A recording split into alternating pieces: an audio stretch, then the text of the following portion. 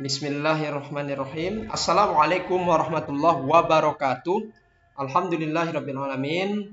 Alhamdulillah hamdan katsiran thayyiban mubarakan fi. Asyhadu an la ilaha illallah wahdahu la syarikalah wa asyhadu anna Muhammadan abduhu wa rasuluh la nabiyya ba'da amma ba'du.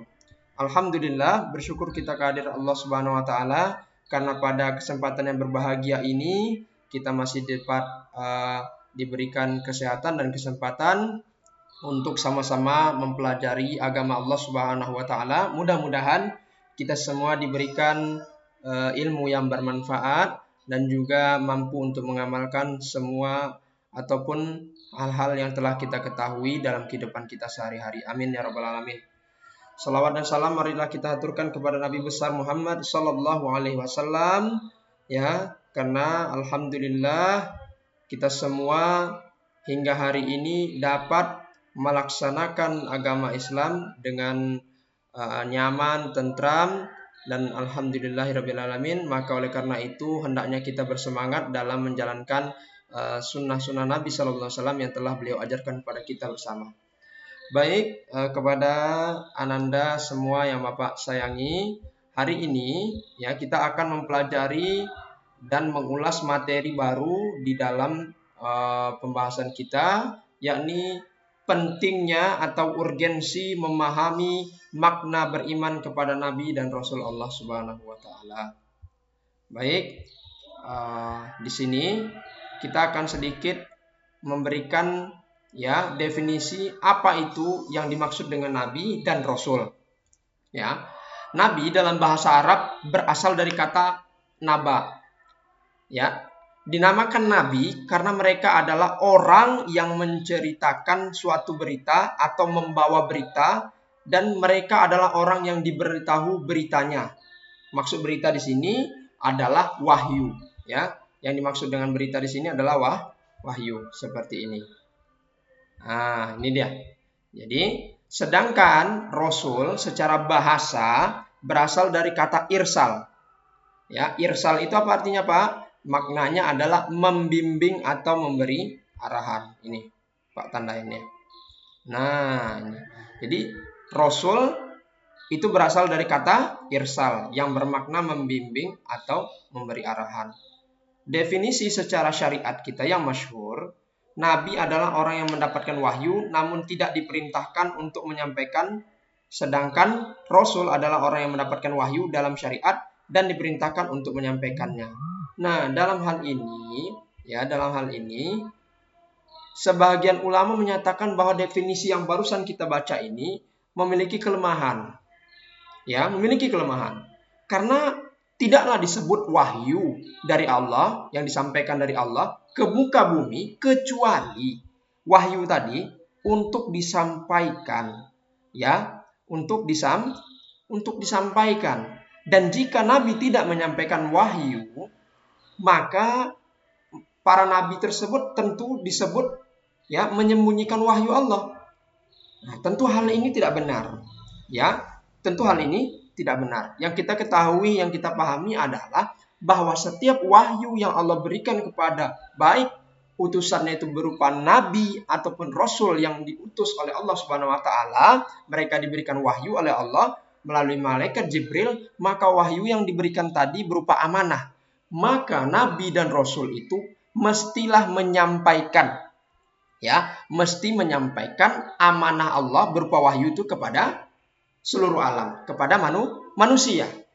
Nah, jadi definisi yang di atas ini, ya, ini kurang tepat. Nah, sehingga kelemahan lain kalau kita lihat lagi, ya, definisi ini ditunjukkan dalam hadis Nabi Shallallahu Alaihi Wasallam. Ya, ini yang maknanya kita bisa baca di sini ditampakkan. Ini makna hadis ini diambil ketika Nabi Shallallahu Alaihi Wasallam melihat di akhirat nanti ditampakkan kepadaku umat-umat, aku melihat seorang nabi dengan sekelompok orang banyak, dan nabi bersama dua orang, dan nabi tidak bersama seorang pun. Hadis ini, hadis yang barusan kita baca ini, yang diriwayatkan Bukhari dan Muslim, hadis ini menunjukkan bahwasanya para nabi itu menyampaikan wahyu. Nah, ini menyampaikan wahyu kepada umatnya. ya, menyampaikan wahyu kepada umatnya. Ulama lain menyatakan bahwa ketika Nabi tidak diperintahkan untuk menyampaikan wahyu, bukan berarti Nabi tidak boleh menyampaikan wahyu. Wallahu a'lam. Ya, jadi intinya adalah yang kita pahami, Nabi dan Rasul itu mendapatkan wahyu dari Allah melalui malaikat Jibril, dan para Nabi dan Rasul sama-sama menyampaikan wahyu kepada umatnya. Itu dia. Ya, itu yang tepat. Maka perbedaan yang lebih jelas antara Nabi dan Rasul adalah, nah ini nih. Ini yang mungkin Ananda bertanya, jadi Pak, kalau memang bukan itu definisinya, apa dong perbedaan Nabi dan Rasul? Kalau kita nanti ditanya, oke, nah ini dicatat ya nak ya. Jadi dicatat baik-baik. Jadi perbedaan Nabi dan Rasul itu adalah ini dia. Nah ini dia. Apa? Kasih warna yang berbeda nih. Nih.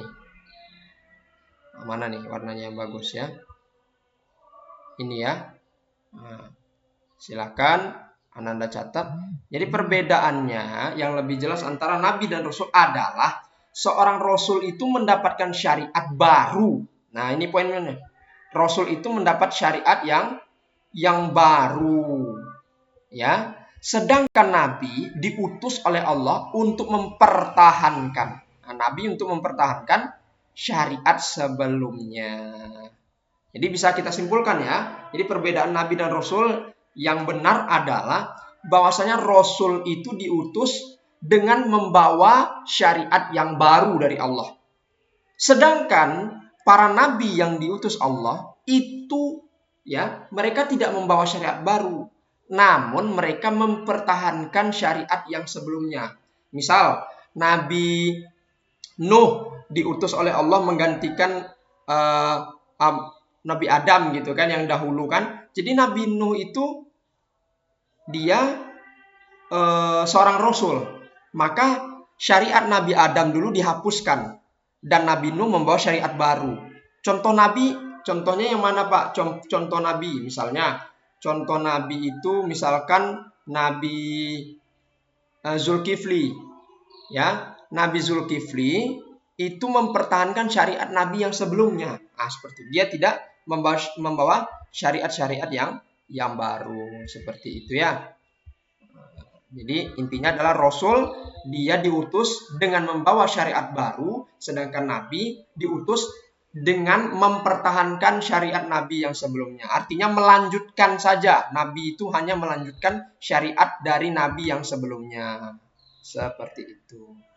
Lalu pertanyaan berikutnya dari bahasan ini, bagaimana Pak cara beriman kita kepada para nabi dan rasul? Ya, apakah kita cukup menghafalkannya sebanyak 25 nabi dan rasul itu saja atau bagaimana Pak? Nah, ini poinnya akan kita bahas ya sebentar lagi di dalam materi ini. Nah, beriman kepada nabi dan rasul termasuk usul atau pokok beriman. Nah, ini ya. Ini pokok beriman.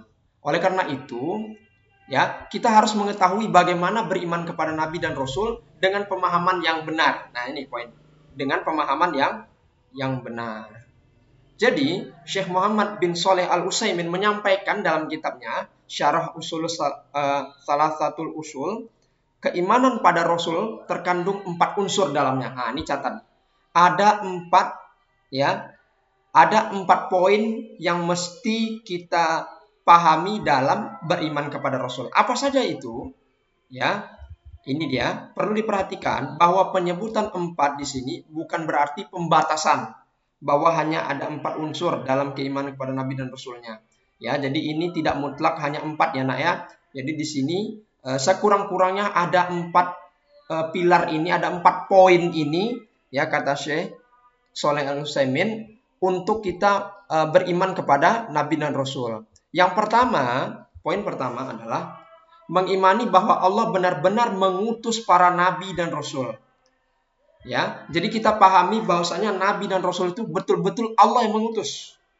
Ya, tidak boleh ada keraguan dalam hati kita, apakah benar para Nabi dan Rasul itu Allah yang mengutus. Ya, jangan. Tapi kita betul-betul meyakini, mengimani bahwasanya Nabi dan Rasul itu betul-betul Allah utus mereka. Allah yang memberikan amanah kepada mereka. Allah yang memberikan menyampaikan wahyu melalui malaikatnya, yaitu malaikat Jibril. Nah, sementara orang yang mengingkari, ya walaupun hanya satu rasul, sama saja mengingkari seluruh rasul. Jadi nggak boleh kita ragu ataupun mendustakan, oh apa benar nabi ini diutus Allah, ya nggak boleh kita.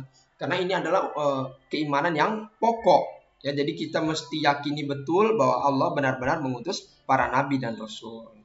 Ya, Allah Ta'ala berfirman di dalam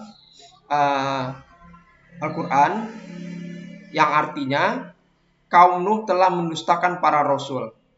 Ya, itu di dalam surah Asy-Syu'ara ayat 105. Walaupun kaum Nabi Nuh hanya mendustakan Nabi Nuh saja, akan tetapi Allah menjadikan mereka kaum yang mendustai seluruh rasul. Nah, ini yang maksud Bapak tadi. Jadi nggak boleh kita mendustakan ataupun tidak mempercayai satu orang rasul saja. Karena itu sama saja kita maknanya mendustai semua rasul. Ya, jadi nggak boleh. Jadi mesti kita yakini semua itu betul-betul datang dan diutus dari Allah Subhanahu Wa Taala. Lanjut poin kedua, ya, mengimani nama-nama nabi dan rasul yang kita ketahui dan mengimani secara global nama nabi dan rasul yang tidak kita ketahui. Maksudnya apa nih Pak? Maksudnya kita mempercayai bahwa nama-nama nabi dan rasul yang kita ketahui di dalam Al-Quran maupun yang ada di hadis nabi yang sahih, dan mengimani secara global nama-nama nabi dan rasul yang tidak kita ketahui. Nah, di sini maknanya Bapak jelaskan sedikit. Ada nama-nama nabi dan rasul itu yang kita ketahui melalui Al-Quran. Ya, misalkan di dalam surah-surah Al-Quran banyak cerita-cerita seperti di dalam surah Al-Qasas, ya, itu banyak cerita-cerita Nabi.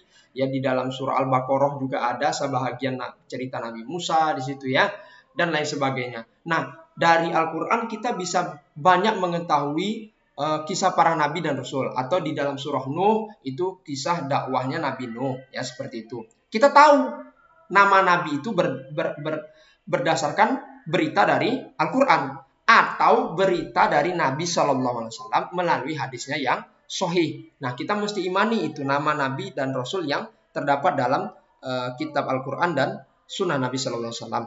Nah, secara bersamaan juga kita mengimani secara global, ya, secara global nama-nama nabi dan rasul yang tidak ketahui. Memang ada beberapa nama nabi dan rasul itu yang memang kita tidak diberitakan, ya, oleh Allah melalui Al-Quran dan hadis Nabi.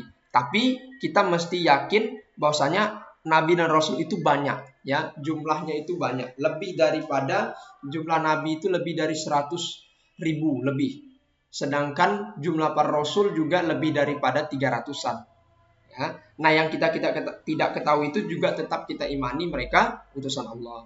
Lanjut, kemudian yang poin ketiga, membenarkan berita-berita yang sahih dari para nabi dan rasul. Nah, ini, ya. Jadi setiap berita yang benar, berita yang sahih, dan memang setiap nabi dan rasul itu membawa berita yang sahih. Tidak ada kedustaan pada mereka. Maka karena mereka itu orang yang benar, maka diangkatlah dia menjadi nabi dan rasul. Nah, seperti itu, ya. Jadi kita membenarkan berita-berita yang sahih dari para nabi dan rasul. Ini poin ketiga. Dan poin terakhir adalah mengamalkan syariat Nabi di mana Nabi diutus kepada kita. Ya, dan penutup para nabi adalah Nabi Muhammad Sallallahu Alaihi Wasallam. Ya, Nabi kita Nabi Muhammad Sallallahu Alaihi Wasallam, yang beliau diutus untuk seluruh umat manusia. Sehingga ketika telah datang Nabi Muhammad Sallallahu Alaihi Wasallam, maka wajib, ya, ahlu kitab itu tunduk dan berserah diri kepada Islam.